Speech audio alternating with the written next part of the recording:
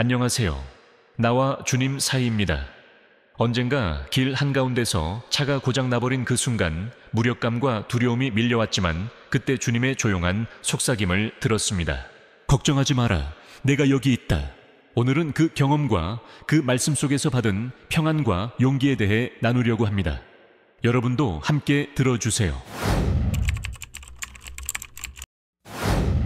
그날은 오랜만에 떠나는 가족 여행이었다. 몇 주 전부터 아이들은 들떠 있었고 아내와 나도 복잡한 도시를 벗어나 자연 속에서 쉴 생각에 마음이 설렜다. 목적지는 강원도의 한적한 산골 마을. 그곳에서 며칠간 조용히 머물며 재충전의 시간을 가질 계획이었다. 출발하는 날 아침 하늘은 더없이 맑았고 햇살은 따사로웠다. 창문을 열자 시원한 바람이 차 안으로 밀려 들어와 콧노래가 절로 나왔다.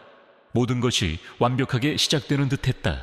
고속도로를 벗어나 국도로 접어들자 창밖으로 펼쳐지는 풍경은 한 폭의 그림 같았다.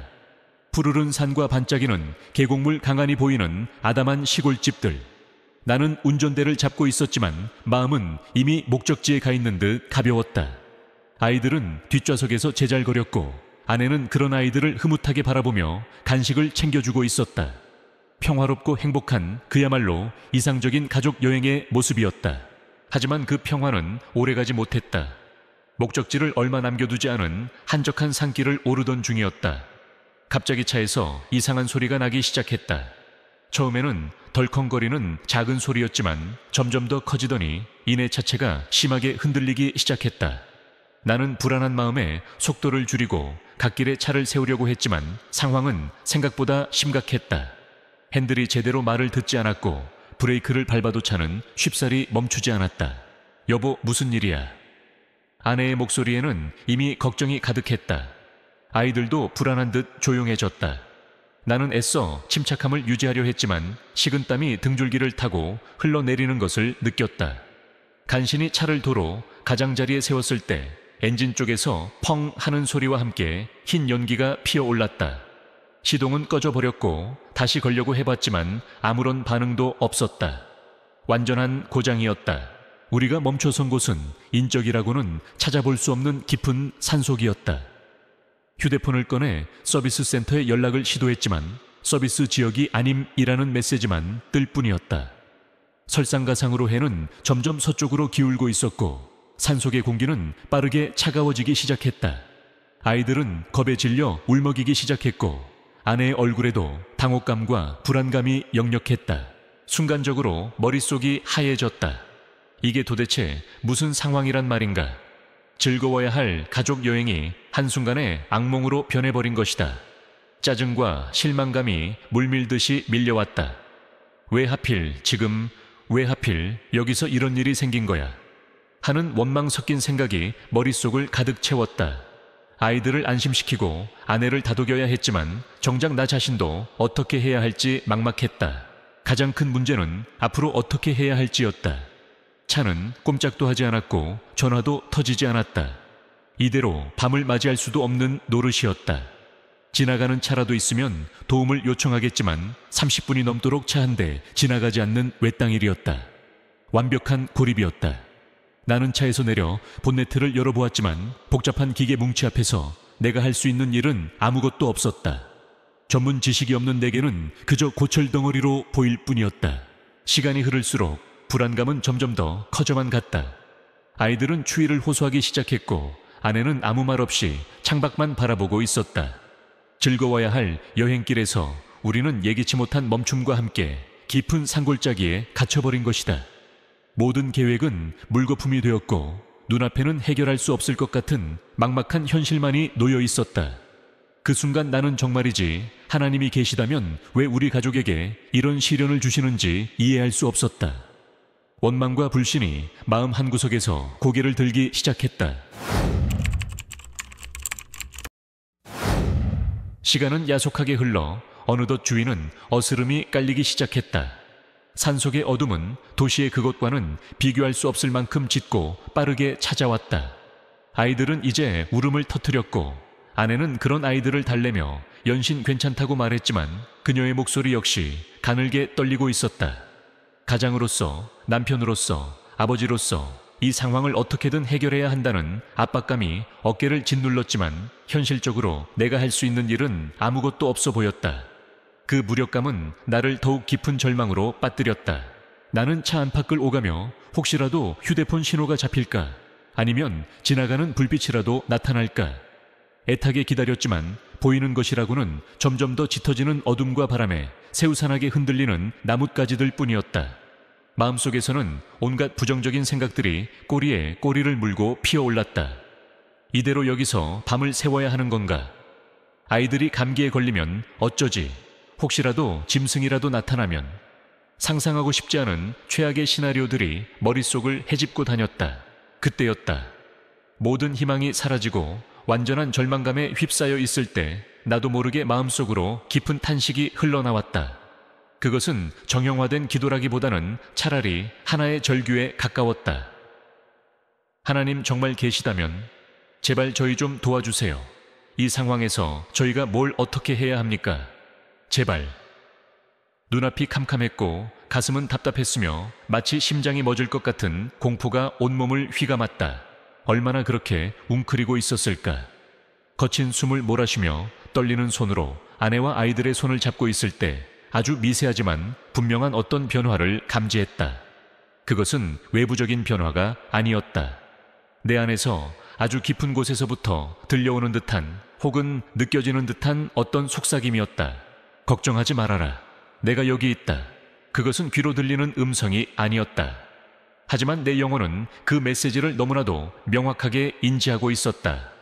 마치 누군가가 내 머릿속에 직접 그 문장을 새겨 넣은 것처럼, 혹은 오랫동안 잊고 지냈던 가장 중요한 약속을 다시 떠올리게 된 것처럼, 그 순간 나를 짓누르던 극심한 공포와 불안감이 거짓말처럼 조금씩 가라앉기 시작했다. 여전히 상황은 변한 것이 없었지만 내 마음속에는 아주 작은 그러나 분명한 평온함이 찾아들기 시작했다. 나는 고개를 들어 아내를 바라보았다. 그녀는 여전히 불안한 표정이었지만 내 눈빛에서 무언가를 읽었는지 의아한 표정으로 나를 마주 보았다. 나는 그녀의 손을 꼭 잡으며 나지막이 말했다. 여보, 괜찮을 거야. 하나님께서 우리와 함께 계셔. 내 목소리에는 나 자신도 놀랄 만큼의 확신이 담겨 있었다. 그 속삭임이 어디서부터 온 것인지는 알 수 없었다.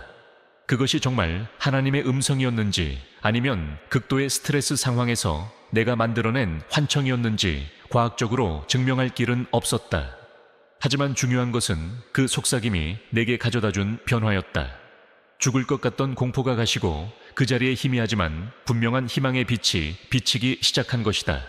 마치 칠흑 같은 어둠 속에서 길을 잃고 헤매던 사람이 저 멀리 깜빡이는 등대 불빛을 발견한 듯한 안도감이었다. 나는 다시 한번 심호흡을 했다. 그리고 아이들에게도 말했다. 얘들아, 너무 걱정하지 마. 아빠가 꼭 해결할게. 하나님이 우리를 지켜주실 거야. 아이들은 여전히 불안해했지만 내 단호한 목소리에 조금은 안정을 찾는 듯 했다. 그때부터 나는 상황을 다른 시각으로 보기 시작했다. 물론 여전히 문제는 해결되지 않았고 우리는 여전히 외딴 산길에 갇혀 있었다.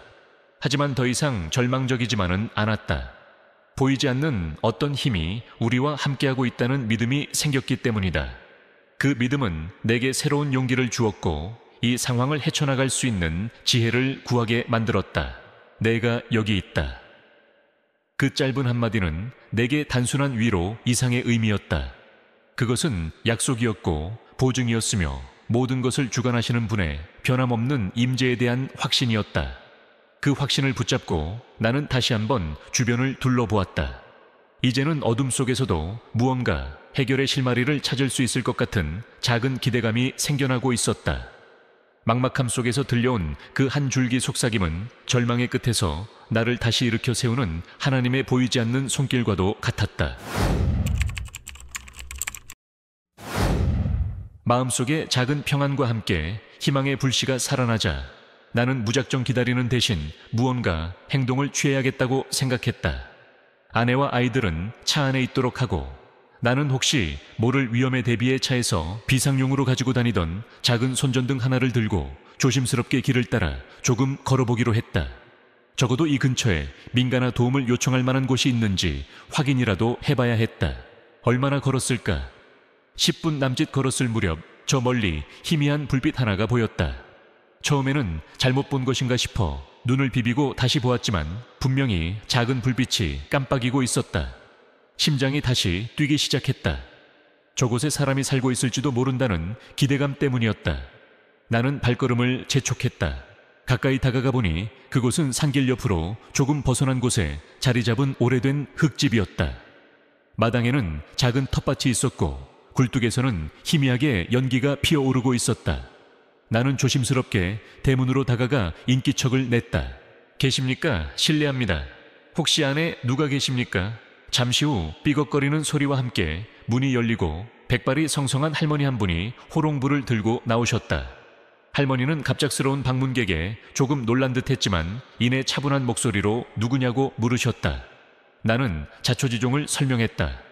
가족 여행을 오던 길에 차가 고장나서 산중에 발이 묶였고 날은 어두워지는데 아이들까지 함께 있어 매우 곤란한 상황이라고. 내 이야기를 다 들으신 할머니는 아무 말 없이 나를 안으로 안내하셨다. 집안은 낡았지만 정갈하게 정돈되어 있었고 아궁이에는 장작불이 따뜻하게 타고 있었다. 할머니는 먼저 내게 따뜻한 물 한 잔을 건네시며 몸을 녹이라고 하셨다. 그리고는 곧바로 남편 되시는 할아버지께 이 사실을 알리셨다. 할아버지는 잠시 생각에 잠기시더니 당신의 낡은 경운기라도 끌고 가서 차를 안전한 곳으로 옮겨보자고 하셨다. 하지만 내 차는 경운기로 끌기에는 너무 무겁고 이미 완전히 움직일 수 없는 상태였다. 그때 할머니께서 조용히 말씀하셨다.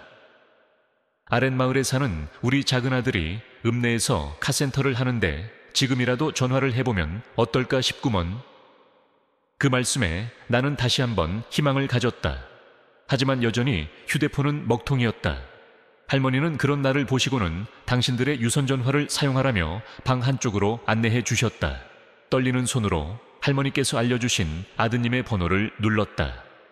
몇 번의 신호음 끝에 연결된 목소리는 젊고 활기찼다. 나는 다시 한번 상황을 설명했고 그는 조금도 망설이지 않고 지금 바로 견인차를 가지고 올라오겠다고 했다. 다만 이곳까지 오는데 시간이 꽤 걸릴 것이니 가족들과 함께 할머니 댁에서 기다리라고 당부했다. 전화를 끊고 나자 온몸에 힘이 쭉 빠지는 것을 느꼈다. 안도감과 함께 깊은 감사가 밀려왔다.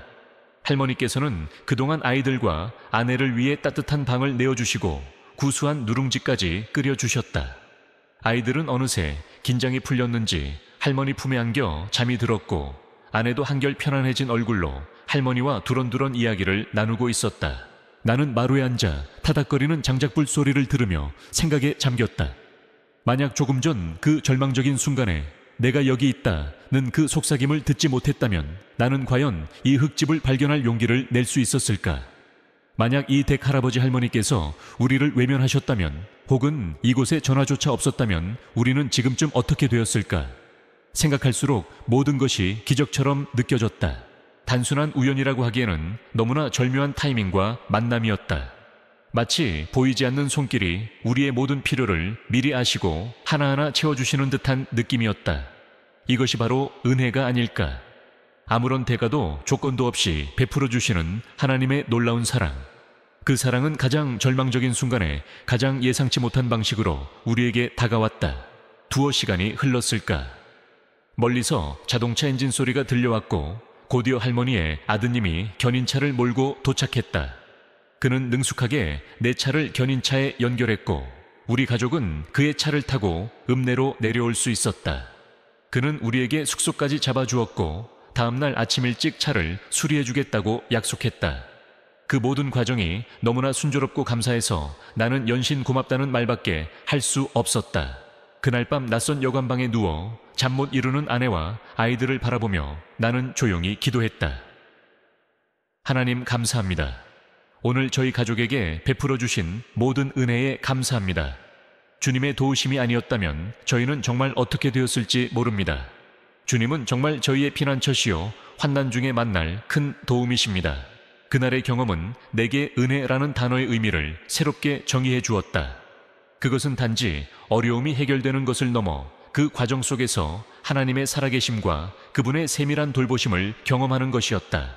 예기치 못한 자동차 고장은 분명 우리 가족에게 큰 시련이었지만 그 시련을 통해 우리는 하나님의 더 크고 놀라운 사랑과 은혜를 만날 수 있었던 것이다. 그 보이지 않는 손길은 가장 절망적인 순간에도 우리를 붙들고 인도하고 계셨다. 다음 날 아침 낯선 여관방에서 눈을 떴을 때 간밤의 소동이 마치 꿈처럼 느껴지기도 했다. 하지만 창밖으로 보이는 분주한 읍내 풍경과 어젯밤 할머니 댁 아드님과 나눴던 약속은 모든 것이 현실이었음을 상기시켜 주었다. 약속대로 카센터는 아침 일찍 문을 열었고 그는 밤새 부품을 수소문하여 우리 차를 완벽하게 수리해 주었다. 생각보다 큰 고장은 아니었지만 하필이면 그런 외딴 산길에서 문제가 생겼던 것이 불운이라면 불운이었다. 차 수리가 끝나고 다시 한번 진심으로 감사 인사를 전한 뒤 우리는 원래의 목적지였던 산골마을 대신 근처의 다른 휴양지로 발길을 돌렸다. 비록 계획에는 차질이 생겼지만 우리 가족 모두의 마음은 이상하게도 평온하고 감사함으로 가득 차 있었다. 어젯밤에 그 아찔했던 순간들을 생각하면 지금 이렇게 안전하게 다시 여행을 이어갈 수 있다는 사실 자체가 커다란 선물처럼 느껴졌기 때문이다. 며칠간의 짧은 휴식을 마치고 집으로 돌아오는 길 나는 운전대를 잡고 이런저런 생각에 잠겼다. 이번 예기치 못한 자동차 고장 사건은 우리 가족에게 어떤 의미였을까? 하나님께서는 이 일을 통해 우리에게 무엇을 말씀하고 싶으셨던 걸까? 가장 먼저 깨달은 것은 하나님은 우리의 피난처시요 힘이시니 환난 중에 만날 큰 도움이시라는 시편 46편 1절 말씀이 얼마나 실제적이고 강력한 약속인지였다. 이전까지 그 말씀은 그저 성경 속에 좋은 글귀 정도로만 여겨왔던 것이 사실이다. 하지만 이번 경험을 통해 나는 그 말씀을 온몸으로 온 마음으로 체험했다. 차가 고장나고 사방이 어두워졌을 때 우리는 문자 그대로 환난 가운데 있었다. 아무런 도움도 받을 수 없을 것 같은 절망적인 상황에서 하나님은 우리의 피난처가 되어주셨다. 할머니 댁의 따뜻한 아랫목과 그분들의 친절한 마음씨는 추위와 불안에 떨던 우리에게 더없이 아늑한 피난처였다. 그리고 우리가 스스로 아무것도 할 수 없다고 느꼈을 때 하나님은 우리의 힘이 되어주셨다. 할머니 댁 아드님의 신속하고 능숙한 도움은 마치 하나님께서 보내주신 천사의 손길처럼 느껴졌다. 그분은 정말 우리가 어려움에 처했을 때 언제든지 달려와 도우시는 큰 도움이셨다. 또한 이번 일을 통해 나는 인내와 신뢰의 중요성을 다시 한번 깨달았다. 처음 차가 고장났을 때 내 마음은 조급함과 불평으로 가득 찼었다. 하지만 그 절망적인 상황 속에서 하나님께 부르짖고 그분의 임재를 느꼈을 때 비로소 나는 상황을 다른 시각으로 바라볼 수 있게 되었다. 그리고 모든 것이 하나님의 완벽한 시간표 안에서 움직이고 있음을 신뢰하며 기다릴 수 있었다. 만약 내가 계속해서 불평하고 조급해했다면 어쩌면 할머니 댁을 발견하지 못했을 수도 있고 더 큰 어려움에 처했을지도 모른다. 더 나아가 하나님께서는 이 사건을 통해 불운이라고 여겨지는 일들 속에서도 그분의 선하신 뜻과 계획이 숨겨져 있을 수 있음을 가르쳐 주셨다. 처음에는 자동차 고장이 우리 가족 여행을 망쳐버린 최악의 불운이라고 생각했다. 하지만 결과적으로 우리는 그 일을 통해 평소에는 만날 수 없었던 따뜻한 인연들을 만났고 무엇보다 하나님의 살아계심과 그분의 놀라운 은혜를 생생하게 경험할 수 있었다. 어쩌면 하나님께서는 우리가 계획했던 것보다 훨씬 더 귀한 선물을 예비해두고 계셨는지도 모른다. 그 선물은 바로 어려운 상황 속에서도 흔들리지 않는 믿음과 감사였을 것이다. 이 경험은 나의 신앙생활에도 큰 전환점이 되었다. 이전까지 나의 신앙은 다소 관념적이고 피상적인 면이 있었다. 하지만 이제 나는 하나님을 단순히 머리로 아는 것을 넘어 삶의 모든 순간 속에서 실제로 그분의 임재와 인도하심을 경험하는 살아있는 신앙을 갖게 되었다. 그분은 더 이상 저 멀리 하늘에 계신 분이 아니라 내 삶의 가장 작은 부분까지도 세밀하게 돌보시고 간섭하시는 사랑의 아버지이심을 확신하게 되었다. 집으로 돌아온 후 나는 우리 가족 모두에게 이번 여행에서 경험했던 하나님의 은혜를 다시 한번 나누었다. 아이들은 아직 어리지만 그들의 마음속에도 이번 일을 통해 하나님에 대한 작은 믿음의 씨앗이 심어졌기를 기도했다. 그리고 아내와 나는 앞으로 어떤 어려움이 닥쳐오더라도 시편 46편 1절의 약속을 붙잡고 서로를 격려하며 믿음으로 헤쳐나가기로 다짐했다. 고장난 자동차는 우리에게 불편함과 당혹감을 안겨주었지만 동시에 우리를 하나님의 놀라운 은혜의 자리로 인도하는 특별한 도구가 되었다. 그날 밤 절망 속에서 들려왔던 걱정 말아라, 내가 여기 있다 는 그분의 속삭임은 여전히 내 귓가에 생생하게 남아있다. 그리고 그 음성은 앞으로 내 삶에 어떤 환난과 역경 속에서도 나를 붙드시고 인도하시는 영원한 약속이 될 것이다. 하나님은 언제나 우리의 피난처시며 우리의 힘이시며 우리가 어려울 때마다 가장 먼저 달려와 도우시는 분이심을 나는 이제 온전히 믿고 고백한다. 그 믿음 안에서 나는 오늘도 감사함으로 살아간다. 오늘 제 이야기에 함께해 주셔서 감사합니다. 길에서 예상치 못한 어려움을 만났을 때 주님의 속삭임이 얼마나 큰 위로가 되었는지 다시 한번 느꼈습니다. 우리 삶도 때때로 멈춰서고 막막할 때가 있지만 그럴 때마다 주님은 늘 우리 곁에 계시며 걱정하지 마라 라고 말씀하십니다. 다음 영상에서 또 뵙겠습니다. 나와 주님 사이였습니다. 평안과 축복이 함께 하시길. 샬롬.